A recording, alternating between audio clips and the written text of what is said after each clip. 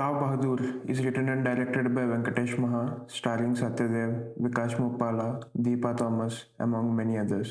It's a psychological drama set against the backdrop of ఇదంతా కాదు కానీ ముందు మూవీ ఎలా ఉందిరా అంటే మూవీ బాగుంది. ప్రమోట్ చేసినట్లే మన తెలుగు ల్యాండ్స్కేప్లో చాలా రేర్గా వచ్చే మూవీ. ఖచ్చితంగా industry needs more films like this. So వెళ్ళండి. అండ్ టికెట్ ప్రైస్లు కూడా చాలా రీజనబుల్గానే ఉన్నాయి. So it's definitely worth it. కానీ ప్రీ రిలీజ్ ఇంటర్వ్యూలలో ప్రమోట్ చేసినట్లు ఇది ఇండస్ట్రీ డిఫైనింగ్ సినిమానా లేదా ఒక పర్ఫెక్ట్ మూవీనా అంటే let's dive into it. బేసికల్గా ఈ రివ్యూని 3 పార్ట్స్ కింద డివైడ్ చేస్తున్నా: positives, mixed aspects and negatives.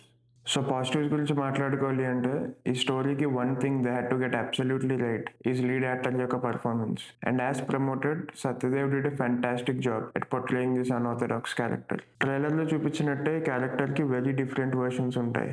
ఒకటి ఫ్లాష్ బ్యాక్లో అండ్ రెండోది as an older man in his death bed refusing to die. ఫ్లాష్ బ్యాక్లో క్యారెక్టర్ అండ్ పర్ఫార్మెన్స్ ప్రతి జెనరిక్గానే ఉంటాయి. But the later version is basically a possessed mad man.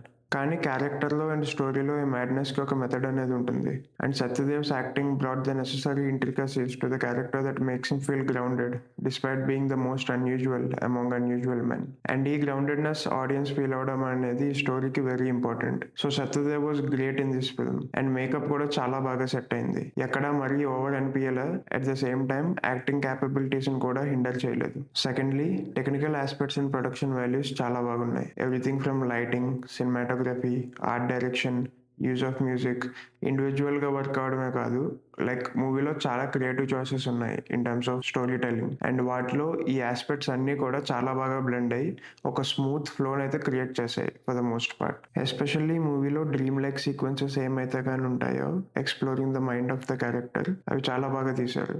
And in the hands of an inferior director and cast అవి ఈజీగా చాలా స్లాపీగా అనిపించేవి. But in this case those scenes landed very well. And movie basically themes of identity, caste, religion, humanity, obsession వీటిని కాన్స్టెంట్గా explore చేస్తూనే ఉంటుంది.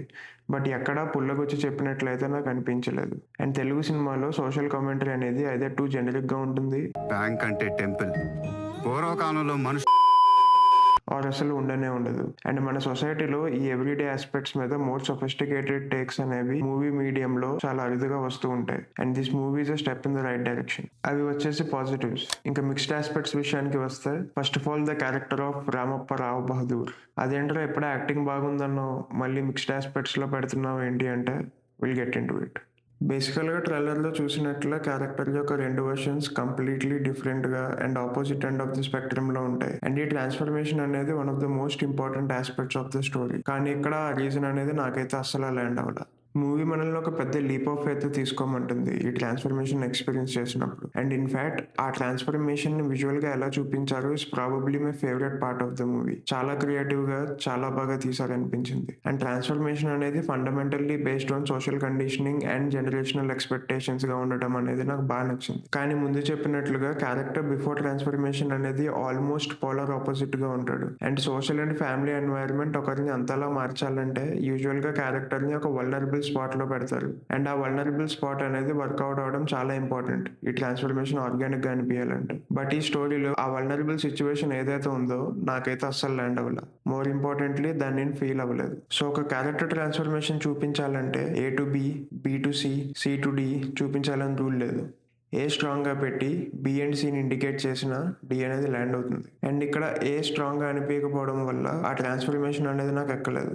దీనికి ఒక ఎగ్జాంపుల్ చెప్పాలి అంటే, ట్రూ డిటెక్టివ్లో మాథ్యూ మెకానహీ క్యారెక్టర్ ఒక పెసిమిస్టిక్ సెల్ఫ్ డిస్ట్రక్టివ్ వేలో వరల్డ్ని చూడడానికి తన కూతురు చనిపోవడం అనేది incident A.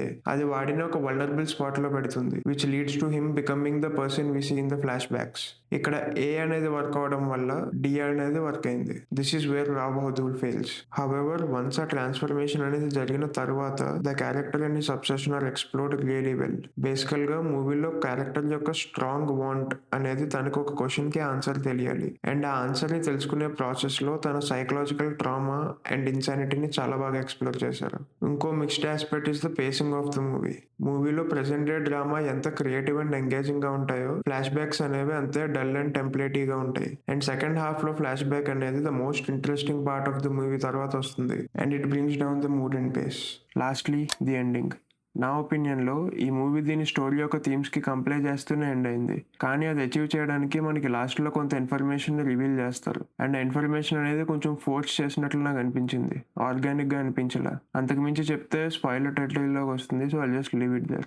Now for the negatives. ముందు మెన్షన్ చేసినట్టు ఫ్లాష్ బ్యాక్స్ చాలా జెనరిక్‌గా ఉంటాయి. ఆ లవ్ స్టోరీ సెగ్మెంట్ అయితే మొత్తం టెంప్లేట్ ఫిల్మ్ మేకింగ్‌లా అనిపించింది. ఫ్లాష్ బ్యాక్స్‌లోనే ఫాస్ట్ ఫార్వర్డెడ్ ఇన్ టైమ్ కొన్ని ఇంపార్టెంట్ సీక్వెన్సెస్ ఉంటాయి కానీ అవి కూడా వన్ డైమెన్షనల్‌గా అనిపించాయి అండ్ పేసింగ్‌ని కూడా స్ట్రాంగ్‌గానే ఎఫెక్ట్ చేశాయి. మేబీ నాకు ప్రెజెంట్ డే డ్రామా అంతలా ఎక్కకపోయి ఉంటే ఫ్లాష్ బ్యాక్స్ బాగానే అనిపించేవేమో. బట్ ఇవి రెండు ఇంటర్కట్ అవుతూ ఉండడం వల్ల ఫ్లాష్ బ్యాక్స్ ఒక మేజర్ డౌన్‌గ్రేడ్ లానే అనిపించాయి. సో, ఓవరాల్ ఒక ఫ్యూ సెంటెన్సెస్‌లో సమ్అప్ చేయాలి అంటే 'రావబహదూర్' ఒక పర్ఫెక్ట్ ఫిల్మ్ కాకపోవచ్చు.